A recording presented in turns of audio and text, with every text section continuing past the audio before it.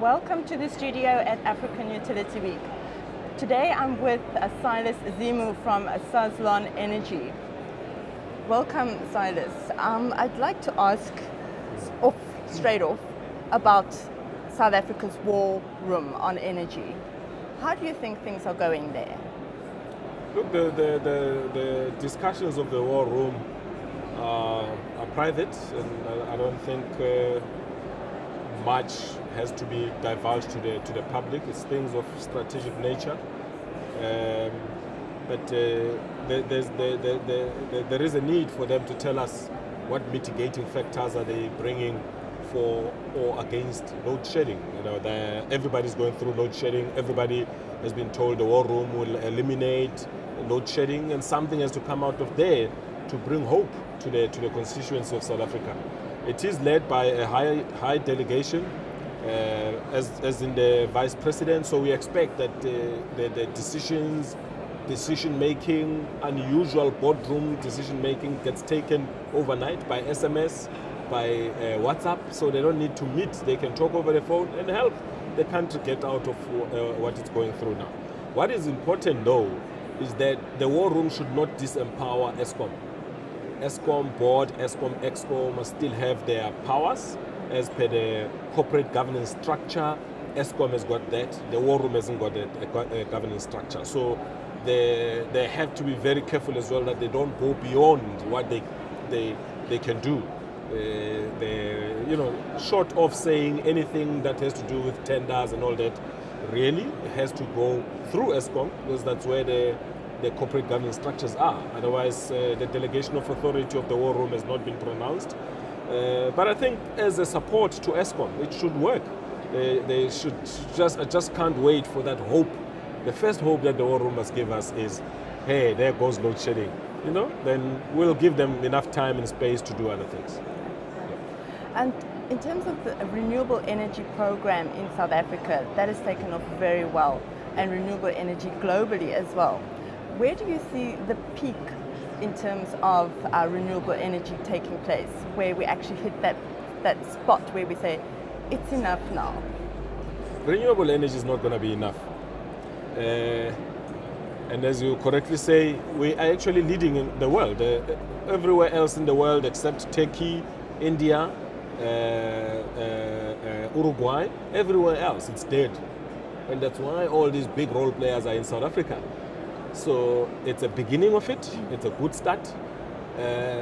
If you consider the biggest challenge that we have now on the distribution side, on the demand, places like Soweto, where people have not paid and 8 billions are owed to ESCOM, maybe we should look at renewable solutions for those people and let them have free access to electricity with no load shedding for life, because we're not creating enough jobs to can continue charging them. It's actually short of being criminal, considering that the Constitution stipulates that the service authority, which is the mayor, chooses the service provider, which could be a municipality or ESCOM. And then the Constitution says people must have access to services. One of those services is electricity. So by Constitution, we give people electricity, and after 3 months we cut them off because they've not paid. Hey, I can't wait until one person takes us to court. It's a constitutional court matter. So I think technology is there to can help those struggling communities to be off the grid. Yes, there's a lot of money being put in those infrastructure to take electricity to those people, but maybe 50% of Soweto has to be off grid, and it can be done. Moving away from renewables and looking at coal-fired power plants, and in South Africa we have Medupi and Kusile, with incredible delays and going over budget. How is this going to impact South Africa in decades to come? Look, for me, Medupi and Kusile are long overdue. It's now clear that we need expertise to manage the contractors at Medupi. We need to be very clear as to who is the main contractor, who is the subcontractor, who is the client. We cannot have a strike by subcontractor employees affecting a project like Medupi. It's a national project, it's a national key point. But we need to also, we cannot have ESCOM going in there to negotiate with those employees, because you then bypass and take over the responsibilities and accountabilities of those subcontractors. So we need people that are very well learned on how to deal with industrial related matters. But if you look at the megawatts that Medupi and Kusile are going to bring, they're not going to help the country, to tell the truth.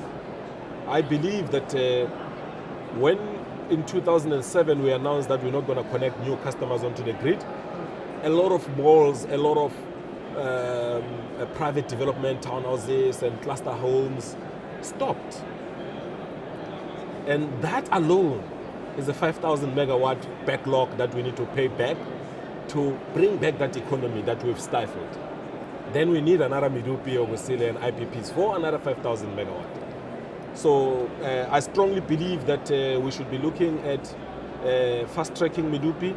If need be to replace the current contractors there, let's do it. We're all suffering. The cost of Medupi alone has gone far beyond the cost of IPPs. And it's a fact. Who's paying for it? You and I. Looking at energy throughout Africa, do you see there is a disconnect between energy policy and the energy projects that are coming on board? Yeah, that's an interesting question. You know, in 2009, I think we were in Monaco, utility CEOs, and we were briefed by the then Prime Minister of the UK, Tony Blair. And there's two things he said on that day which keeps haunting me. One, he said, Europe and the US cannot ignore India and China because they're going to be a big market themselves. And if we ignore them, they can be too big. And Russia, for some reasons, saw that opportunity and BRICS was formed. And China and India are part of that. Big economy. The second thing was, he said, politically, they announce solutions for energy. But we engineers take time to convert those political statements into projects. Now, coming closer home, every State of the Nation address, the President talks about access to energy. Every minister, energy, talks about access to energy. Every premier talks about access to energy. Every mayor, every member of the mayoral committee, the ward councillors talk about energy, but engineers are not converting those talks into projects. Now, if we have to convert all of those talks into projects, we may have a challenge of affordability. Can we afford to do everything? Maybe that's where as a country we have to say, or as a continent, let's prioritize. Why should you have a road which is tarred when you don't have electricity? And when you have 10 rand, you split it, 5 rand to electricity, 5 rand to other things. Maybe those other things must wait, and then we put everything and ensure that the energy, because energy leads the economy. It's not the opposite. Start with energy projects, and then the rest can follow. And lastly, if you were appointed CEO of ESCO, what would be on your list of priorities? I would fly the world. I would fly around the world. CEO of ESCO, own helicopter. No, I'm joking. Actually, if you look at what has been happening up to now with load shedding and everything, we're concentrating too much on the supply side, and I believe, as a customer, ESCOM has forgotten about me. We need to go back. In the regulations 047, it does stipulate how many meetings that ESCOM or utilities must hold with customers. Inform customers of what we're doing on the supply side. They should not read about it on the newspapers only. That's why we have customer executives that should be visiting customers. Yes, it's not easy in some of those meetings. They insult us and all that. But after informing the public, you actually get the joy. And out of 10, 5 of them say, thank you for informing us. And that's all you need. So I would concentrate more on the customer side, informing the customers, educating our customers. We keep saying to the customers to avoid load shedding, switch off this, switch off that. But on the other side, we say to them, electricity kills, don't touch that box. Who has to then switch off the things. My grandmom is scared of opening that box. She grew up knowing that electricity kills, but she's not been educated enough to be shown in the box what to touch.